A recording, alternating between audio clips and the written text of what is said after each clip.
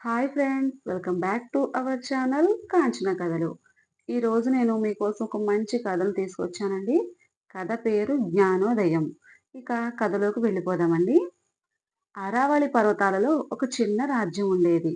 దాన్ని పరిపాలించే మహారాజు గారు ఒక శాసనం చేశారు.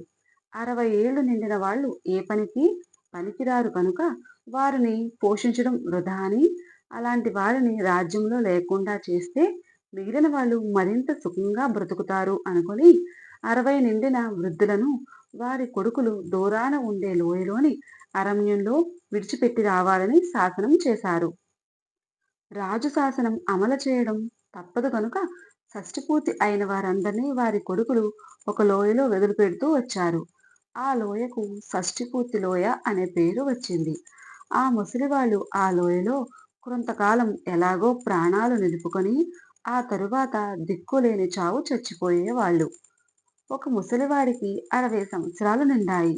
శాసనం ప్రకారం ముసలివాణ్ణి ఆయన కొడుకు మెడ మీద మూసుకుని లోయలో వదిలిపెట్టటానికి బయలుదేరాడు. వాళ్ళు మామూలు మార్గాలు దాటి అరణ్య మార్గం ప్రవేశించగానే పైన ఉన్న ముసలివాడు తన చేతికి అందిన కొమ్మలను విరిచి క్రింద పారేయడం మొదలుపెట్టాడు. ఎందుకలా చేస్తున్నావు నాన్న? దాన్ని గుర్తుపెట్టుకొని మళ్ళీ తిరిగి ఇంటికి వద్దామనా అని కొడుకు అడిగాడు. అప్పుడు తండ్రి, కాదురా బాబు, నువ్వు తిరిగి వెళ్ళేటప్పుడు దారి తప్పిపోతావేమో అన్నాడు తండ్రి.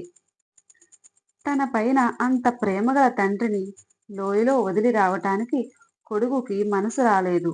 వాడు అర్ధరాత్రి దాటిన తర్వాత తండ్రిని ఇంటికి మోసుకువచ్చి అటకపైన దాచి ఎవ్వరికీ తెలియకుండా కాపాడుతూ వచ్చాడు.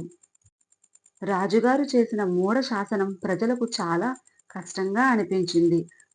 అది గమనించిన మంత్రి రాజుతో, మహారాజా, మీరు చేసిన షష్టిపూర్తి శాసనం వల్ల దేశానికి ఆర్థికంగా ఎంత మేలు కలుగుతుందో తెలియదు గాని జ్ఞానము అనుభవము గల వాళ్ళందరూ అకాల మృత్యువు వాతపడుతుంటే యువకులను సరి అయిన దారిలో నడిపించే వాళ్ళు లేకుండా పోతున్నారు.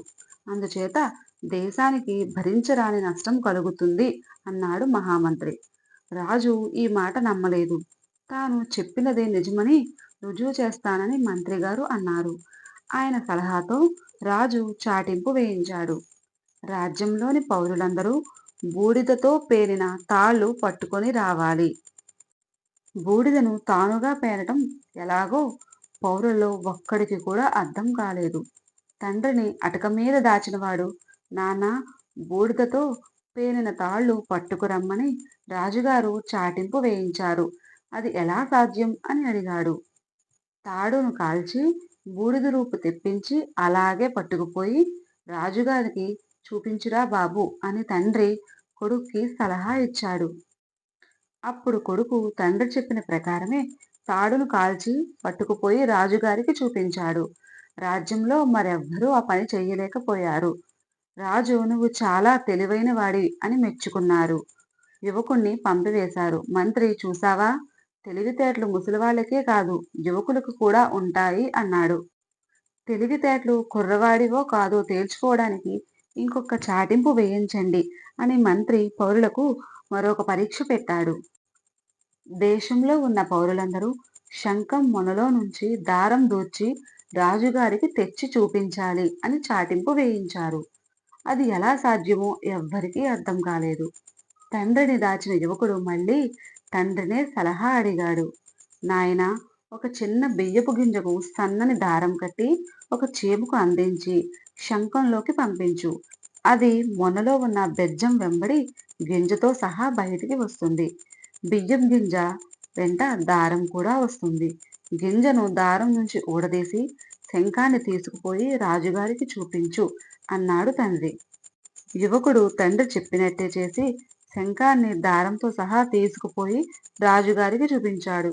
వాడు తప్ప మరెవ్వరూ శంఖంలోకి దారం ఎక్కించి తీసుకుని రాలేదు.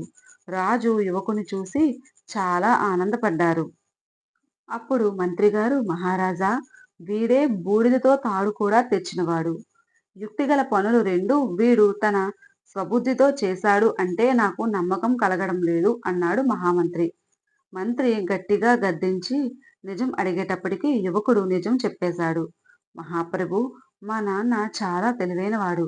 నన్ను ప్రాణంలాగా చూసుకునేవాడు. కానీ ఆయనకు 60 ఏళ్లు నిండగానే రాజశాసనాన్ని బట్టి షష్టిపూర్తి లోయలో వదిలిపెట్టటానికి తీసుకుని వెళ్ళాను.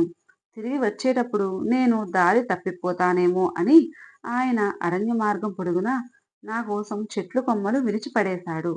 అది చూసి నేను ఆయనను లోయలో వదిలిపెట్టలేక ఇంటికి తెచ్చి కాపాడుతూ ఉన్నాను. ఆయన సలహాపైనే నేను బూడిదతో పేనిన తాడు తెచ్చి తమకు చూపించాను. శంఖంలోకి దారం కూడా ఎక్కించే మార్గం చెప్పినది కూడా ఆయనే అన్నాడు ఆ యువకుడు. ఆ మాటలు వినగానే రాజుకు జ్ఞానోదయమైంది. ఆయన తన శాసనాన్ని వెనుకకి తీసుకున్నారు. అది మొదలు షష్ఠి పూర్తి అన్నది పునర్జన్మగా భావించబడి అందరూ కూడా ఉత్సవంగా జరుపుకోవడం ప్రారంభించారు. ఈ కథ ద్వారా మనం తెలుసుకున్న నీతి ఏంటంటే పెద్దవారిని ఎప్పుడూ కూడా చిన్న చూపు చూడకూడదు. ఫ్రెండ్స్, మీకు కనుక ఈ కథ నచ్చినట్లయితే లైక్ చేయండి, షేర్ చేయండి, సబ్స్క్రైబ్ చేసుకోండి. ఇటువంటి కథల కోసం మన ఛానల్ని ఫాలో అవుతూ ఉండండి. Thank you so much.